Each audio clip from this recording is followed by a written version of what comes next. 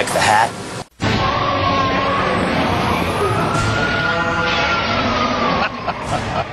Hard to believe it, but this movie scared the bejeebers out of me when I was a kid. Of course, back then, my friends and I had an entire hierarchy of scariness. For instance, Dracula was scarier than Frankenstein because Frankenstein was kind of slow-moving and slow thinking. Things from space were generally scarier than things that weren't, but nothing haunted us like the vegetal apparition that we called Mean Green. Mean Green was a composite monster built out of our collective fear of all foods dark, leafy, and green.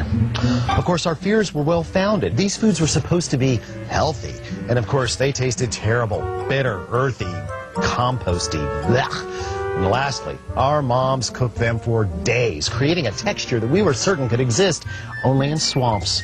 Luckily, these unsavory leaves gave off such a stench during their long stewing sessions that you were tipped off to the nature of the evening's meal long before you got home. This gave you time to hatch an avoidance scheme, such as dinner to friends, or an appendectomy, or running away to join the French Bar League. But I've learned a thing or two since childhood about vegetables, cooking, and monsters. And I'm pleased to say that the creature formerly known as Mean Green is, in my house at least, referred to now as Deep Green. And he's a good friend of mine, not to mention seriously.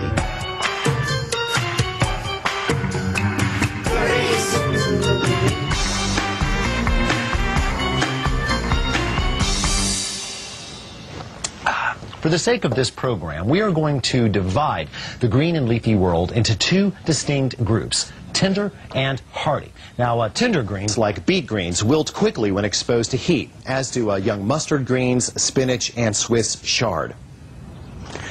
Hardy greens, like, for instance, kale, which is certainly the curliest of this bunch. Collards, they're the toughest for sure. Turnip greens and mature mustard greens all require longer exposure to heat in order to soften. It is these hardy greens with their strong flavors and concentrated nutrition that we will focus on here today. Now, I realize that most of us don't have a monster here at home to pick things off of, so we must go to the Mega Mart. Now, kale, mustard, turnips, and collards are brassicas. That is, they are in the same botanical family as cabbage. But here's the difference. All of these greens bear the scientific moniker acephala, which means headless.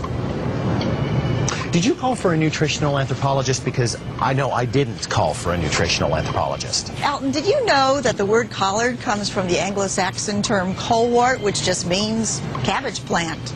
You don't say. And collards are very old. How old? Well, let's say that this Mega Mart was a time machine. Oh, that's just plain silly. There's no way. Hey, where'd you get that? And if we go way, way, way, way back, the first thing that would disappear would be Brussels sprouts, because they've only been around about 500 years. And then maybe cauliflower and head cabbage and kohlrabi and napa and pak choy and broccoli. So what you're saying is that it's conceivable that prehistoric man ate collard greens.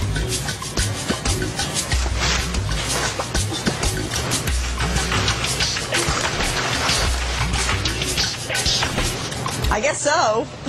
Yeah, I guess that answers that question. If you think about it, in a lot of Europe, that must have been the only wild green and source of vitamin C that people would have gotten. And they do taste better in cold weather. They do, and that is because with collard greens, the sugar level goes up as the mercury goes down. Say, how do you like yours, Deb?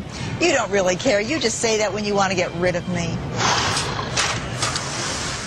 While it is certainly true that dark leafy things keep better and longer when left in a whole state, it's also true that you will be a whole lot more likely to use them if they're prepped and ready to go when you walk up to the old chill chest. And cleaned and prepped, they'll take up a lot less room in there. Now, the first thing we have to deal with is this stem, which I'm certainly not going to eat. My rule is, if it is, say, an 1/8 of an inch to a 1/4 of an inch wide, I'll leave it on there. Anything more than that, and it has got to go. Here's how. I just take this, kind of lay it down, fold over the leaf, kind of like a, I don't know, a giant taco.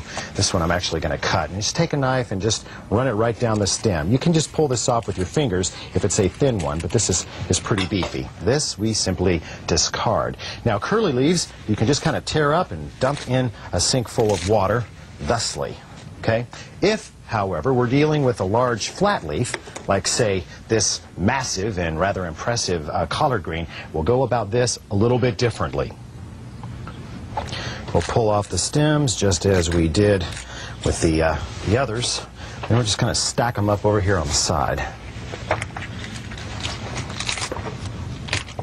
Now, I realize it may seem that I'm making an awful big deal about these stems, but believe me, they're made up of a substance that is not going to dissolve when cooked. So if you aren't careful to get them out, you're going to be eating a nice pot of greens, and all of a sudden you're going to have a big kind of green dental floss thing in between your teeth, and that's not good to eat. So be diligent. When you get between 5 or 10, just fold them, roll them up, then hold them carefully, cut that down the middle, and then cut thusly. There we go. And move to the water. The ancient Medes believed that greens needed to be washed in 12 changes of water in order to rid them of their earthly associations. Personally, I think that's a little excessive. I just swish them around in deep water for about 30 seconds and then leave them alone so that the dislodged grime can settle to the bottom of the sink. The key is to keep the water deep, at least 5 inches, or else the sand will just resettle on the leaves. Letting water cling to these leaves would be a fine idea if we were going to cook these right away. But for long-term storage or even short-term storage, bone dry is better. Remember, wet greens rot fast. So we've got to get these dry. And you could use a hand crank salad spinner, but it would take all day for this amount. So I prefer to use the big electric salad spinner that I've got here in the laundry room. That's right. The clothes washer. Just fill a zip-up pillow bag or pillow cover with your greens and drop them in. Turn on the spin cycle and come back in about a minute. Now on New Year's Day, when every good Southerner has a big heap of greens along with the black-eyed peas, I just stand here and tear the leaves off right into the washer. When it gets about halfway full, I give it a few minutes in the rinse cycle and then give it the spin. It works great, and I've never lost a leaf. At least not as far as I know. But I'll admit the pillow cover version is a little more civilized.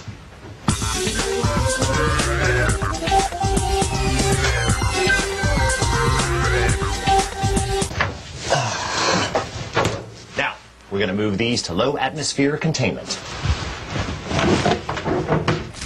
That is a heavy-duty zip-top bag with most of the air squeezed or sucked out with a straw. Now, this kind of bagged green is good, but there is another kind.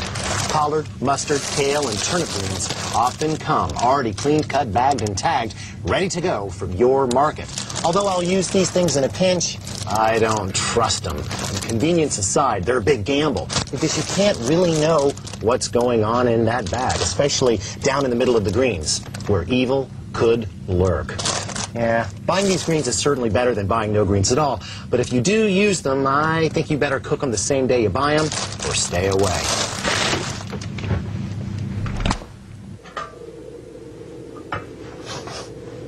Behold, the greens of my foremothers.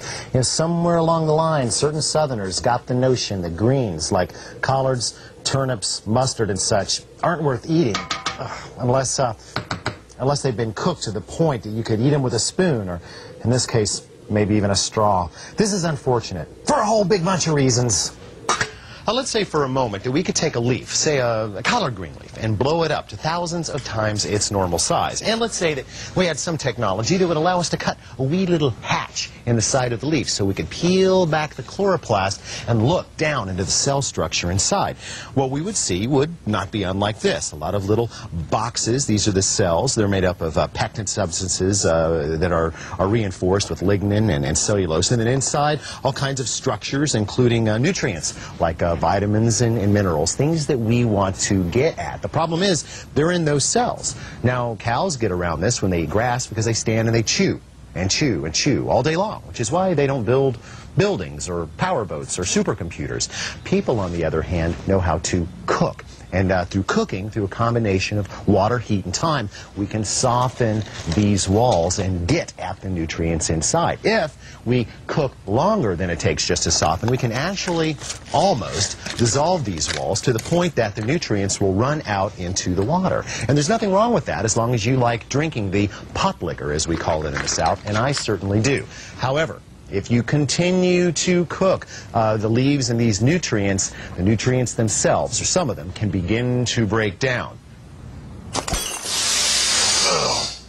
Bad things can happen. See, when isothiocyanates cook enough, they form very strong flavors and even stronger smells in the air. In fact, that stinky, rotten egg smell that comes out of greens all too often can be toxic in large amounts. In fact, it was synthesized and turned into a biological warfare agent used in World War I called mustard gas.